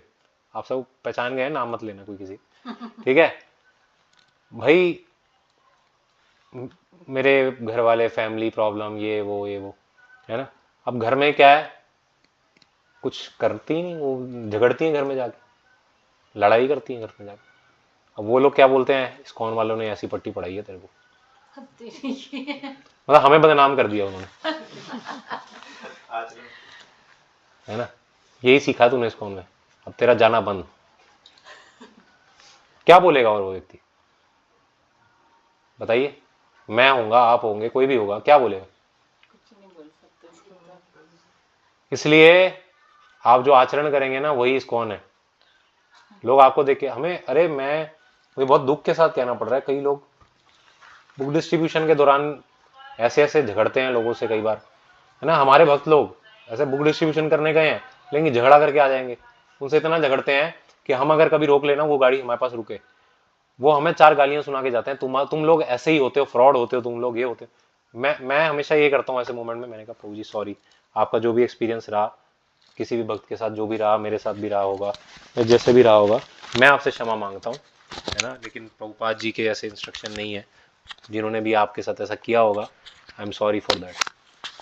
क्योंकि भले ही उसने किया, लेकिन मैं उसके लिए अभी कौन हूं ना, मेरे को गालियां दे रहा हूँ, तो मैं तो सॉरी बोलता हूँ, हालांकि मैंने कुछ किया नहीं उसके लिए, है ना। हाँ बताइए। प्रभु जी, लेकिन वो तो कृष्ण जी ने तो खुद ही गीता में किया था ना कि अर्जुन जो नहीं लड़ रहे थे उनसे, जो गलत थे हमारे साथ, तो हम उन्हें भी कुछ नहीं कह सकते जो हमारे साथ भी गलत है? बताएंगे, इसका आंसर देंगे, ठीक है। सो आपका आचरण वो मैटर करता है, आपका आचार ही आपका प्रचार है। जैसा आपका व्यवहार होगा, लोग उससे सीखते हैं। लोग बड़े बड़े भाषणों से नहीं सीखते। लोग जब देखते हैं ना कि ये व्यक्ति, देखो इसके घर में सिचुएशन इतनी बैड हो गई थी, है ना, तब भी इस व्यक्ति ने भक्ति नहीं छोड़ी, तब भी देखो इसने क्लासेस करी, ये करी, तब वो व्यक्ति आपके पास आता है। वो समझता है कि भाई ये वैल्यू, ये बंदा जो है ना वैल्यू करता है, ये कुछ भी कर जाएगा भगवान के प्रचार के लिए। घर में सब विपरीत परिस्थिति हो गई, सब कुछ हो गया, तब भी ये सरेंडर है, तो दैट मीन्स जेन्युइन सरेंडर। ये थोड़ी कि भाई आ जाए कल, सॉरी प्रभु जी अभी तबीयत खराब है, सॉरी प्रभु जी अभी ये है, सॉरी प्रभु जी अभी वो। भैया तुम क्या जॉब में ऐसे बहाने देते हो? जब कमाने की बारी आती है, जहाँ पे रोकड़ा मिल रहा है, वहां पे क्या ये सब बहाने चलते हैं? चलते हैं? नहीं चलते हैं। वहां पे तो बड़े भले गोलियां खा के आओ, 4-4, या कुछ भी करके आओ, मरते जमते आओ, घर वालों से झगड़ के आओ, पर ऑफिस तो जाना है जी, क्या करें, पापी पेट का सवाल है ना। लेकिन यहाँ पे रियल आत्मा का सवाल है, वो नहीं दिख रहा है, पापी पेट का सवाल दिख रहा है। असली आत्मा जो है, जो मैं असली में हूं, उसका नहीं सवाल नजर आ रहा है। इसलिए हमारा आचरण बहुत शुद्ध होना चाहिए। और श्रील प्रभुपाद चाहते थे कि इस्कॉन के भक्त परफेक्ट जेंटलमैन बने, perfect gentleman and gentle ladies, Prabhupada ji के शब्द हैं। We want our disciples and our followers to be perfect gentleman and gentle ladies. Prabhupada का ये आदेश है। अगर आप प्रभुपाद जी के शिष्य हैं, प्रभुपाद जी के अनुगत हैं, तो ये आदेश का पालन करना है। आपको इस कॉन को मिस रिप्रेजेंट नहीं होने देना, नहीं होने देना। आप ब्रांड एम्बेसिडर हैं। प्रभुपाद जी, आपके नाम से प्रभुपाद जी को जाना जाता है बाहर के जगत में। आप लोग सुनते हैं क्लासेस में, है ना, आप लोगों को सिखाया जाता है कैसे व्यवहार करना है, फिर भी आप जाके वहां पे लड़ झगड़ आए, कूड़ा करकट मचाए हैं, तो फिर प्रभुपाद की बदनामी होगी। आप कौन है? आप आज हैं इस कौन में, नहीं है आप तो असली में हैं भी नहीं इस कौन में, देखा जाए हाँ वो तो। तो असल में अभी तो जुड़ रहे हैं आप लोग हैं ही नहीं इस कौन में, लेकिन फिर भी लोग समझते हैं कि इस कौन वाले ऐसे होते हैं। मेरे को, मैं बहुत खेद के साथ कह रहा हूँ, 99% लोग मेरे को मिलते हैं, वो इस कौन से दुखी हारे आए होते हैं। किसी ना किसी ने कुछ ना कुछ गलत इंप्रेशन ही छोड़ा होता उनके। जब मैं 2023 में बुक डिस्ट्रीब्यूशन के लिए गया, मैं ब्रह्मचारी आश्रम भी थोड़ा टाइम रह के आया था, कुछ महीने आश्रम में, तो वहाँ पे हम लोग बुक डिस्ट्रीब्यूशन के लिए जाया करते थे, सारे ब्रह्मचारी लोग। बस जाती थी बहुत बड़ी, साउथ में जाते थे, नॉर्थ में जाते थे, कश्मीर जाते थे, फिर कन्याकुमारी, फिर तेलंगाना, फिर आंध्रा, फिर ये वो बहुत जगह, पूरा भारत घूमते थे। तो जब हम घूम रहे थे ऐसे ही, मतलब प्रचार करते थे, जाके ये नहीं मौज मस्ती करते थे वहाँ, है ना, वहाँ जाके प्रचार करते थे, बुक्स बांटते थे, ग्रंथ बांटते थे, लोगों को भक्ति से जोड़ते थे, लोगों को सिखाते थे सही चीजें। तो एक व्यक्ति मेरे पास आया, वो ना बहुत ज़्यादा गुस्से में था, बहुत गुस्से में था। उस व्यक्ति ने कम से कम नहीं तो आधा 1 घंटा हर एक बंदे के साथ झगड़ा किया, जो जो हम थे। 1 घंटा वो वहीं पे रहा और झगड़ता गया, सब लोग इग्नोर कर रहे थे उसको, वो कर रहे थे। फिर लास्ट में हमारे जो प्रमुख थे ना, जो हमारे लीडर थे, लीडर प्रभु जी भी थे, जो बहुत 30 साल से हैं ऑलरेडी ब्रह्मचारी, जब उनके पास गया ना, वो उसने उनके पैर छू लिए, समझ रहे हो, उन्होंने उस व्यक्ति के, उस अनजान व्यक्ति के पैर छू लिए, बोला sorry, I am really sorry. फिर वो व्यक्ति शांत हुआ और चला गया। सबको बहुत बहुत रोना आया अंदर से, भाई हमने तो इग्नोर कर दिया इसको, कोई तो उसको बदले में भी कुछ बोल रहा था, समझ रहे हो। फिर प्रभु जी ने बताया बाद में, देखो वो बेचारा कहीं से गलत इंप्रेशन लेके आया था, अब हमसे भी गलत इंप्रेशन लेके जाएगा तो उनमें और हमें क्या फर्क रह गया, क्या चला गया मेरा, मैंने उसके पांव छू लिए तो। हाँ, कुछ भी नहीं। इससे बल्कि ये हुआ फायदा कि वो प्रभु जी के प्रति की इतनी रिस्पेक्ट बढ़ गई हम सबकी, कि how humble he is. 30 years he is in ISKCON and he has learned something। इसने वो वाले 30 years नहीं स्पेंड किए जो मुझे पार्क में व्यक्ति मिला था उसकी तरह। He is real ISKCON, he is real ISKCON and we are misrepresenting ISKCON। तो प्रचार बढ़ेगा नहीं बढ़ेगा, लोग भक्त बनेंगे नहीं बनेंगे, लोग जुड़ेंगे इस कौन से नहीं जुड़ेंगे, प्रभुपाद की आप सेवा कर पाएंगे कि नहीं कर पाएंगे, ये सब आपके ऊपर ही डिपेंड करता है, आपके आचरण पे। बाहरी ताकतें नहीं कुछ आएंगी।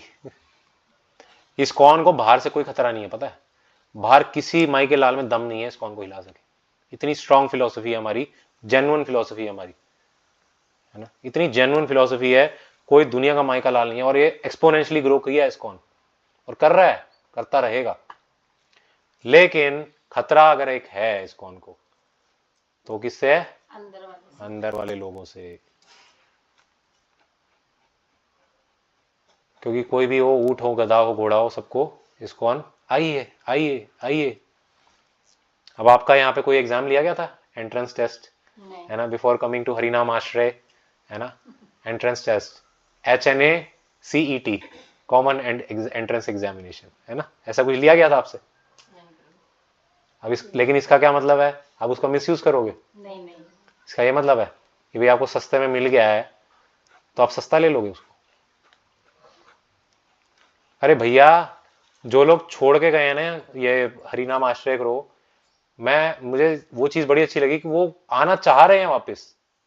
लेकिन पता है क्या, जिनको हमने जिम्मेदारी दी ना, दुर्भाग्यवश वो लोगों ने कभी जिम्मेदारी नहीं उठाई।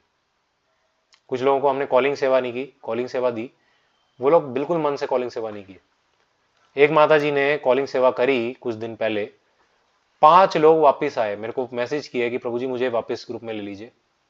एक्चुअली में मुझे कोई पूछता ही नहीं था, है ना, मुझे लगता था ये ऐसे ही बहुत सारे ग्रुप भरे पड़े हैं, कोई वैल्यू नहीं है। लेकिन वो माता जी ने बड़े अच्छे से समझाया कि प्रभु जी बहुत अच्छे से क्लास में बताते हैं, अच्छे से समझाते हैं, है ना, ये महत्व है, और आप देखिए मेरे को ये फायदा लगा है। उन्होंने मेरे से बात करी तो मुझे लगा नहीं इसमें कुछ है, इसीलिए तो आते नहीं क्लास में लोग। अभी 20 लोग हैं क्लास में, उसमें से कुछ आप लोगों ने भी लॉग इन किए हुए हैं। क्यों नहीं आ रहे लोग? हम रिप्रेजेंट नहीं कर रहे हरिनाम आश्रय को, वी आर नॉट रिप्रेजेंटिंग।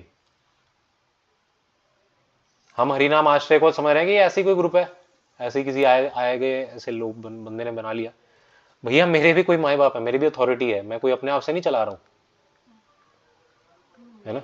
मैंने आपको बताया हिज ग्रेस रोहिणी दुलाल प्रभु जी के अंडर में मैं सेवा कर रहा हूँ। प्रभु जी वहाँ के प्रेसिडेंट जो हैं उनके अंडर में सेवा कर रहे हैं, वहाँ के प्रेसिडेंट जो वो जीबीसी के अंडर में सेवा कर रहे हैं। जीबीसी जो है वो डायरेक्ट प्रभुपाद ने बनाई है, प्रभुपाद के अंडर में सेवा कर रही है। तो मैं ये नहीं कि मन बढ़ंत कुछ खोल के बैठा हूँ, लेकिन क्यों नहीं चल पा रहा ये? कि जो शिष्य बन रहे हैं, जो जुड़ रहे हैं इससे, वो लोग रिप्रेजेंट नहीं कर रहे, वो लोग आगे आने को तैयार नहीं हो रहे, वो लोग डर रहे हैं, वो सोच रहे हैं कि भाई है ना हमारे सब छूट जाएगा हमारी। उनको सेल्फिश है, असल में सिंपल शब्द बोले ना, सेल्फिश है वो। उनको यहाँ लाभ दिख रहा है, आज यहाँ आ रहे हैं, कोई और उनको लाभ देगा, कोई और लगेगा बड़ी अच्छी क्लास। इसीलिए तो बोलते हैं प्रभु जी भगवत गीता कब स्टार्ट होगी, भगवत गीता कब स्टार्ट होगी? आपने करी थी वो पूरी नहीं हो पाई थी। मैंने कहा क्यों, क्लास तो चल रही है, क्लास तो हर संडे होती है, आप आते क्यों नहीं? नहीं प्रभु जी वो भगवत गीता मेरे को करनी थी। मैंने कहा वैष्णव आचरण नहीं सीखना आपने? हाँ नहीं प्रभु जी वो तो इजी है, वो तो हो जाएगा। अच्छा वेरी गुड, बहुत अच्छे, वेरी गुड, शाबाश शाबाश। अगर ऐसा रवैया हमारा रहेगा, कौन आएगा हमारे ग्रुप में? कौन आएगा हमारे ग्रुप में बताइए? क्या ये क्लास जो मैं दे रहा हूं ये कोई वैल्यू नहीं रखता? क्या ये मैं अपने लिए बता रहा हूं? मेरे को नहीं पता ये सब किस लिए कर रहा हूं। अगर इसकी कोई वैल्यू ना होती तो निश्चित रूप से इसकी वैल्यू है। चलिए आप किसी और की नजर में हो ना हो, भगवान की नजर में तो है। कौन कौन आ गए? भारती ठीक है, ओके। सो मेरे को टाइम का भी ध्यान नहीं रहा। हमारा आचरण ही हमारा प्रचार है। श्रील प्रभुपाद चाहते थे कि इस्कॉन के भक्त परफेक्ट जेंटलमैन और जेंटल लेडीज बने। और अंतिम जो पार्ट है वो है उद्देश्य क्या है? कृष्ण को हमेशा याद रखो और कृष्ण को कभी मत भूलो। ये सब चीजों का सार है, ये पूरा वैष्णव सदाचार का सार है। क्या आप ये मानिए कि आप कृष्ण के ही हैं, प्रतिनिधि हैं, और आपको कृष्ण को ही रिप्रेजेंट करना है और आपको कृष्ण को भूलना नहीं। अच्छा हम आचरण क्यों नहीं अच्छा करते? इसका कारण ये भी है कि हम भूल जाते हैं कि हम कृष्ण के प्रतिनिधि हैं, इस्कॉन के प्रतिनिधि हैं, या हम एक मनुष्य हैं, ये भी भूल जाते हैं कभी कभी तो, है ना। हम गैर जिम्मेदारी से काम करते हैं, गैर जिम्मेदारी से चीज़ों को लेते हैं, लेक्चर्स को गैर जिम्मेदारी से सुनते हैं, नोट्स नहीं बनाते हैं, इसलिए हम नहीं चेंज होते हैं, ना ही हम चेंज कर पाते हैं, ना ही ये ग्रुप ग्रो करता है। तो मेरी आप सबसे प्रार्थना है कि जो आपने अगर इसमें से कुछ सीखा तो प्लीज़ उसका मनन कीजिए। ये नहीं कि सिर्फ एक बार सुनकर उसको दूसरे कान से निकाल दो। आज की क्लास की भी रिकॉर्डिंग पूरी नहीं हो पाई, तो जिसने सुन लिया उसका लाभ हो गया। पता नहीं क्या कुछ टेक्निकल एरर आ गया। तो मैं रिकॉर्डिंग के भरोसे मत रहिए, लाइव अटेंड कीजिए, लाइव में भी ऑफलाइन अटेंड कीजिए। अगर आप दूर रहते हैं तो एक्सेप्शन है आपका, अंडरस्टैंडेबल है, बट अदरवाइज आसपास रहते हैं, अगर नोएडा एनसीआर में रहते हैं तो आपको आना चाहिए ऑफलाइन। और अगर आप मेरे को फॉलो कर रहे हैं, मेरे से सुन रहे हैं, तो आपको 10 जगह मुंह नहीं मारना, 10 जगह कान नहीं देने। प्रभुपाद जी इसके सख्त अगेंस्ट है। जो प्रभुपाद के डिसाइपल थे या प्रभुपाद को जो सुनने आते थे, प्रभुपाद कहते थे अगर आपने उनसे सुनना है उनसे सुनो, यहाँ पे मत आओ, बिल्कुल मैं अलाउ नहीं करूँगा। तो इस चीज़ के लिए हम भी बहुत स्ट्रिक्ट हैं। अगर आप कहीं और भटकना चाहते हैं, ये बाबा जी वो बाबा जी ये एक्सेट्रा एक्सेट्रा, तो आप भटक सकते हैं, खुशी से भटक सकते हैं, लेकिन फिर यहाँ मत आइए आप। और यहाँ आ रहे हैं तो जो हम बता रहे हैं उसको फॉलो करना पड़ेगा, है ना। सबसे पहली चीज़ जो फॉलो करने वाली वो है कैजुअल एटीट्यूड नहीं रखना। अपने लिए, अपनी भक्ति के लिए, अपने जीवन के लिए, और अल्टीमेटली जो आप हैं आत्मा, आत्मा के लिए जिम्मेदार बनिए, ठीक है। सो इसी नोट पे हमारा ये वैष्णव सदाचार कोर्स जो है एंड होता है। इसका हालांकि एक पार्ट और होगा अगली क्लास में, उसमें हम बुक से जो जो पोर्शन रह गया है वो कवर करेंगे। काफ़ी पोर्शन अभी बुक से भी रह गया, बुक बहुत बड़ी है ना। मैंने बहुत छोटा सा पार्ट लिया, इसको क्रैश कोर्स टाइप ही दिया मैंने, जो असेंशियल मोस्ट इंपॉर्टेंट था। और ये स्लाइड बनाना, ये सब करना, इसमें मेहनत लगती है, मजाक नहीं है ये। आप लोगों को सुनने आना होता है, वो भी नहीं आ पाते, वो भी लेट आते हैं, है ना। तो लेट आने वाला रवैया अच्छी बात नहीं है। तो ठीक है, आज अब आपके कोई क्वेश्चंस हैं हम वो लेंगे। और संडे लव फीस्ट प्रसादम आप सबके लिए वेट कर रहा है, तो प्रसादम के लिए हम जाएंगे। ऑफलाइन वाले भक्तों से मेरा निवेदन है कि आप सब उठिए और वहाँ पे पहुँचिए, क्योंकि 2 बजे से, मतलब 1:30 बजे से ही वैसे तो शुरू हो जाता है संडे लव फीस्ट प्रसाद। तो आप सबके लिए हमने बोल के रखा है, बट ये मतलब नहीं है कि आप लेट जाएंगे तो आपको मिलेगा। तो आप सब वहाँ जाइए, और अगर किसी का कोई प्रश्न है तो आप रुक सकते हैं जिनका क्वेश्चन है, बाकी लोग प्लीज़ जाइए। और हो सके तो वहीं पे हम लोग डिस्कस भी कर सकते हैं क्वेश्चंस वगैरह। नहीं तो अगर आपको है कुछ पूछना चाहते हैं तो आप रुक सकते हैं, अदरवाइज आप लोग प्लीज़ वहाँ पहुँचिए। 2 बज चुके हैं, वरना मैं नहीं चाहता आप लोग आए हैं। प्रसाद पूर्ण करता है यज्ञ को, तो ये कथा यज्ञ है, इसका पूर्ण आहुति प्रसाद से ही है। तो please proceed to the temple. और ऑनलाइन वाले जो हैं वो आप पूछ सकते हैं क्वेश्चंस, जो उनके क्वेश्चन है, डाउट है नेक्स्ट क्लास से रिलेटेड या जो भी है। Hare Krishna. Any doubts, any questions? आप माता जी कुछ हाँ, आपने क्वेश्चन पूछा था, पहले आपके क्वेश्चन का आंसर देते हैं। अगर कोई हम लोग उठ के जा सकते हैं, हाँ, कोई दिक्कत नहीं। अगर कोई आपने क्या बोला था, अन्याय कर रहा है, गलत व्यवहार कर रहा है, तो उसको सहना चाहिए कि नहीं, ये क्वेश्चन था आपका। Am I getting it right? या और अच्छे से समझा दीजिए, माइक दे दो उनको, माइक में बोलो, ऑनलाइन ऑडियंस सुन लेगी। ठीक, हरे कृष्ण। वहीं मिलता हूँ, मैं भी आ रहा हूँ, ठीक है। आप लोग पहुंचिए वहाँ, मैं भी आ रहा हूँ। और हो सके तो कुछ भक्त जो बाद में आ रहे हैं उनके लिए एक प्लेट लगा लीजिए, क्योंकि वो कुछ नहीं पता भाई, सब लोग आते हैं। हाँ बोलिए जी प्रभु जी, मैं ये पूछ रही थी कि जैसे आपने कहा कि हम अगर इस्कॉन को रिप्रेजेंट कर रहे हैं सपोज, तो फिर we are suppose to be अच्छा एक लास्ट चीज और। अच्छा प्रभु जी, आप लोग भी सुनिए, हरि बोल। क्या आप लोग आज बुक डिस्ट्रीब्यूशन जाने में इंटरेस्टेड हैं? आज जाएंगे 3 बजे से 5 बजे या 6 बजे, मतलब 2-3 घंटे के लिए, 6 बजे तक चल पाएंगे? आज चलने को तैयार है? क्योंकि आज शायद सेकंड लास्ट वीक है, फिर बुक डिस्ट्रीब्यूशन एंड हो जाएगा। 15 January is the last date book distribution end होने का, तो 1 हफ्ता है, ट्राई कर सकते हैं। तो आज चलिए, ठीक है, चलेंगे ना? चलेंगे, ठीक है, वहीं पे फिर मिलते हैं। जो चलेंगे ऑनलाइन वाले भी सुन लीजिए, वहाँ पे इस्कॉन नोएडा टेम्पल में आप सब मिलिए, हम गाड़ी वाड़ी की व्यवस्था सब कर लेंगे, वहीं से हम चलेंगे, ठीक है। Thank you. हरे कृष्ण। हाँ सो प्रभु जी, जैसे अगर हम लोग इस्कॉन को रिप्रेजेंट कर रहे हैं तो we are suppose to be polite as you said ना, तो हमको फिर घर में आप बोल रहे हैं घर में इसलिए वो लोग अगेंस्ट होते हैं या कुछ है कि नहीं जा सकते हो क्योंकि हम लोग का आचरण सही नहीं है। तो वो तो ठीक है, अगर कोई भी गलत भी करे घर में तो भी हमें नहीं बोलना है क्योंकि हम रिप्रेजेंट कर रहे हैं और वो हमें तभी अलाउ करेंगे, ये वाली चीज़। देखिए, घर में भी या कहीं पे भी देख लो, है ना, मोस्टली मैं 90% केस की बात कर रहा हूँ, 10% एक्सेप्शन है। ऐसा नहीं होता कि सामने वाले की ही गलती होती है, कुछ ना कुछ हमारा भी योगदान रहता है, वो हम बताते नहीं है या वो हम जानना नहीं चाहते, है ना कहीं होता है। अगर कुछ ऐसा ही हो रहा है, अत्याचार हो रहा है भाई, टॉर्चर ही किया जा रहा है, बहुत ही ज़्यादा वो हो रहा है, तो फिर आप लीगल तरीके से जाइए, आप केस कीजिए, जो भी है, कानून अपने हाथ में ना लीजिए, केस कीजिए। अगर बिल्कुल एक्सट्रीम केस है तो 90% जो मैं मानता हूं कि सबकी समस्या होती है, आपकी भी होगी, उसमें हमारी भी कुछ ना कुछ गलती होती है। कोई सामने वाला पागल नहीं है जो वो आपसे दुर्व्यवहार ही कर रहा है, कहीं ना कहीं हम भी उसको कुछ किसी ना किसी चीज़ में अनसेटिस्फाई या इरिटेट कर चुके हैं कि उसको ऐसा करना पड़ रहा है या बोलना पड़ रहा है। तो हमें, अगर हम बहू हैं घर की, तो हमें अपने सास ससुर से आइडियल बहू की तरह डील करना है।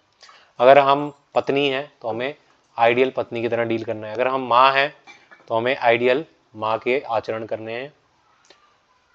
जब आप ये करेंगे इससे आपका ही फायदा है, भले ही वो आपको, अब जैसे आप मदर है ना, आपने बताया, तो जब बच्चे छोटे थे तो जब आप उनको प्यार करती थी, उनको खाना खिलाती थी, तो वो कई बार आपको थप्पड़ मारते थे कि नहीं? छोटा बच्चा गोदी वाला होता है ना, थप्पड़ भी मारता है, लाते भी मारता है, मारता है कि नहीं? सह लेते थे क्या उसको थप्पड़ मारते थे बदले में? नहीं ठीक है प्रभु जी, मेरे बच्चों ने तो नहीं किया ये चीज क्योंकि होता है हर शायद माँ। जब वो बहुत छोटे थे ना तभी उनको टोक दिया गया था गोदी में थे जबकि नहीं ये नहीं करना, तो स्टिल ग्रेस अभी तक कुछ मोस्टली स्टिल ऐसा होता है। हाँ मोस्टली होता अगर करते भी तो आप ये थोड़ी कि उन्हें कुछ नहीं मारते, कर है ना, सकते, सही कुछ नहीं बात करते, है। तो अपने ही तो हैं वो। हाँ अगर थोड़ा कोई चिल्ला के बोल भी रहा है या कुछ, अगर कोई थोड़ा सा वो भी कर रहा है, तो ये नहीं कि विद्रोह पे आ जाओ आप भी, उसको नहले पे दहला दो। नहले पे दहला is not Vaishnava attitude. Vaishnava attitude is तृणादपि सुनीचेना तरोरपि सहिष्णुना अमानिना मान देना कीर्तनीय सदा हरि, शिक्षाष्टकम का 3रा श्लोक। इसका क्या अर्थ है कि अपने मान की चिंता करते हुए सबको सम्मान देना, ना करते हुए, अपने मान की ना चिंता करते हुए अन्यों को सम्मान देते रहना। और तृण से, जो तिनका होता है ना घास का, उसको उसके ऊपर पैर भी रख दिया जाता है ना, वो झुकता है फिर सीधा हो जाता है ना, वो लड़ता तो नहीं ना, मेरे ऊपर पैर क्यों रख दिया। और पेड़ को लकड़हारा उसी की लकड़ी से कुल्हाड़ी बना के उसको काटता है, लेकिन वो पेड़ क्या करता है, उसको ही छाया दे रहा होता है, थोड़ी लड़ने आता है उस पेड़ से। तो ऐसा एटीट्यूड जब हमारे अंदर होगा तो हम भगवान की भक्ति कर पाएंगे हमेशा। अगर हमारा गुस्से नहले पे दहले वाला एटीट्यूड होगा तो हमेशा नहीं कर पाएंगे हम भक्ति, फिर हम कभी कभी वाले भक्त होंगे।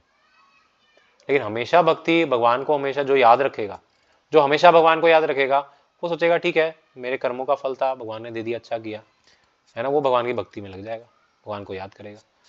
तो इसलिए वही है, कुल मिला के जब हम भक्त बनेंगे तो ये सब चीजें ना ऑटोमेटिकली ठीक हो जाएंगी। अभी हम भक्त हैं नहीं, और भक्त बनने के लिए क्या करना है, अच्छे से 16 माला का जाप कीजिए। उसके लिए क्या करना है, हमारी 6 से 7:15 बजे जपा सेशन डेली होता है, एटलीस्ट उसमें आइए, ये शुरुआत कीजिए। आप सारे भक्त जो भी अभी यहाँ पे हैं, मॉर्निंग क्लास में आना बहुत जरूरी, मॉर्निंग जपा में साथ में बैठ के जप कीजिए, है ना, और सिंसियरली भगवान के एक एक नाम को सुनिए और उसको उस टाइम पे ध्यान वहीं पे केंद्रित कीजिए, कोशिश कीजिए, ये प्रैक्टिस डेली करिए। और इसके अलावा फिर एक शॉर्ट टॉक, जपा टॉक भी होता है 7:15 से 7:30, वो भी डेली सुनिए। और डे टू डे लाइफ में कुछ सेवाओं को अपनाइए, सेवा कीजिए भगवान की, तो क्या है ना, आपको भगवान याद रहेंगे। बाकी अगर ये छोड़ के आप घर की जिम्मेदारी करनी है, वो नहीं छोड़नी है, घर की जिम्मेदारियां, अगर आप स्टूडेंट हैं आपको पढ़ाई करनी है, अगर आप जॉब करते हैं तो आपको एम्प्लॉयर के पास जाना है, जो भी काम करना है, अगर आप गृहिणी हैं आपको घर के काम काज करने हैं, ये सब आपकी मोरल ड्यूटीज हैं, ये करनी है। लेकिन अगर सिर्फ ये करते रहेंगे तो आपको भगवान की भक्ति नहीं होगी, भगवान की भक्ति के लिए ये सब कार्य है जो मैं बता रहा हूँ। सुबह उठ के चैंटिंग करना साथ में, और श्रवण करना, लेक्चर सुनना, और कुछ सेवा लेना, कुछ भी सेवा लेना। देखो सेवा लेने से व्यक्ति जो है ना कनेक्ट होता है, वरना हरिनाम आश्रय में होकर भी आप नहीं है। सदस्य हरिनाम आश्रय का वही है जो कुछ सेवा कर रहा है, जिसके पास कुछ सेवा है। कुछ भी सेवा, भले तुच्छ सेवा हो या उच्च सेवा हो, सेवा सेवा है।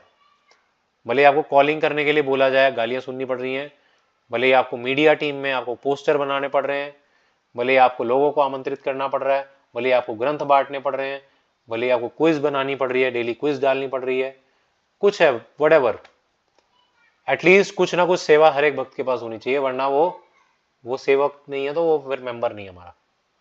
उसकी हमने जिम्मेदारी नहीं ली है। क्योंकि भाई मेरे अगर कहने पे कोई कुछ सेवा कर रहा है तो हम उसको सुधार सकते हैं। कोई कुछ सेवा करने कोई राजी नहीं है तो फिर कौन सुधारेगा उसको, राइट? ठीक है, क्लियर? तो एक्टिविटीज, स्पिरिचुअल एक्टिविटीज कीजिए, इससे आपके हृदय के अंदर जो ये है विद्रोह करने का अनर्थ है ना, और अपनी गलती ना देख के दूसरों की गलती पे है ना, इंसाफ चाहिए, इंसाफ चाहिए, लड़ो फिर कोर्ट केस लड़ते रहो, ना आपको कुछ मिलेगा ना उसको कुछ मिलेगा, दोनों का खो जाएगा। इसलिए समझदार वही है जो सह लेता है वो रह लेता है, जो सह लेता है वो रह लेता है, भक्ति में भी रह लेता है वो। जो सहता नहीं वो कभी रहता नहीं। ठीक है, अब चॉइस इज योर्स, आपको रहना है या आपको जाना है। ठीक है, और किसी का कोई डाउट? ठीक है माता जी, अभी जा रहे हैं वहां पे मंदिर जाएंगे? प्रभु जी देर हो जाएगी, बहुत टाइम पे पहुंच। थोड़ा प्रसाद लेके जाइए ना वहां से। मंदिर इधर से कितनी दूर? मुझे बस पता नहीं, कोई आइडिया नहीं है। 500 Walking मीटर। distance है? कुछ नहीं? वॉकिंग तो नहीं है। अच्छा अभी ये लोग भक्त गए हैं, देखो कुछ नीचे होंगे भक्त, तो इन्हीं के साथ चले जाओ ना, गाड़ी वाड़ी लाए वो लोग। अच्छा, नहीं तो कोई ऑटो या कुछ मिलता हो तो पता नहीं। हाँ ऑटो कोई ऑटो idea भी नहीं मिल है मुझे, जाएगा। पंडित जी वो ऑटो मिल जाएगी। प्रभु जी- ऑटो आप, हाँ हाँ, आप यहाँ से बाहर जाइए, हाँ। ये गेट नंबर 2 में, वहाँ से ई रिक्शा भी चलते हैं, ऑटो भी चलते हैं, उनको बोल दीजिए ये गेट नंबर 2 यहाँ से बाहर। ऑटो चलती है। ठीक। हाँ पूछिए, और कोई क्वेश्चन है आप लोगों का? हरे ऑनलाइन ऑफलाइन आप दोनों का? नहीं? हाँ इस पे बोलिए, इस पे बोलिए। मैं इसलिए नहीं बोल सकती ना क्योंकि मेरा स्टाफ भी इसमें है। मेरा स्टाफ भी इसमें है। तो मैं नहीं। नहीं नहीं कोई नहीं, आप इनडायरेक्टली बोल सकते हो। हाँ प्रभु जी, ये जैसे आपने कहा कि सहन करना चाहिए, लेकिन उसकी भी कोई लिमिटेशन होगी या मतलब भौतिक जगत में अगर आप देखें कोई लिमिटेशन होगी?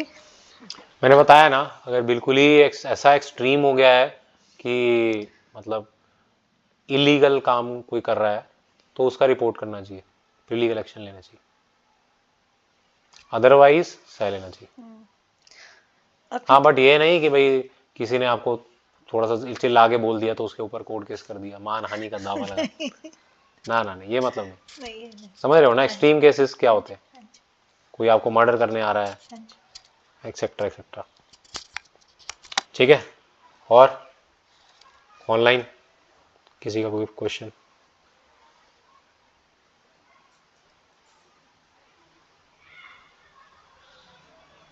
आज की क्लास सबको समझ आई? क्यों अनु जी, समझ आई सर पूरी क्लास आज की? हाँ समझ आई, बट बहुत सारे क्लासेस मैंने मिस आउट कर दिया है तो। अच्छा चलो, क्या अच्छा, क्या समझ आया, क्या अच्छा लगा आज की क्लास में, बताओ। कि कुछ चीज तुलसी पूजा जनरली मैं उतना नहीं करती हूँ, हैं? तो वो तुलसी का जो आप बता रहे थे ना, जो आप हमारा तुलसी पहला, महारानी, हाँ हाँ वो मैं उतना नहीं करती हूँ। मैं यूज करती हूँ हर एक चीजों में। मम्मी ने मुझे बोला था कि चबाना नहीं है, इसके पीछे भी साइंटिफिक रीजन बताए थे, बट मुझे पता नहीं था कि क्यों नहीं चबाना। वो करता हूँ फॉलो नॉर्मली, और वो बता दिया। और दूसरा ये जो आप बता रहे थे ना कि उनका जो उसका श्लोक है तीसरा वाला, वो श्लोक थैंक मैं यू, भूल अगली गई बार भी थी। आइएगा अगला।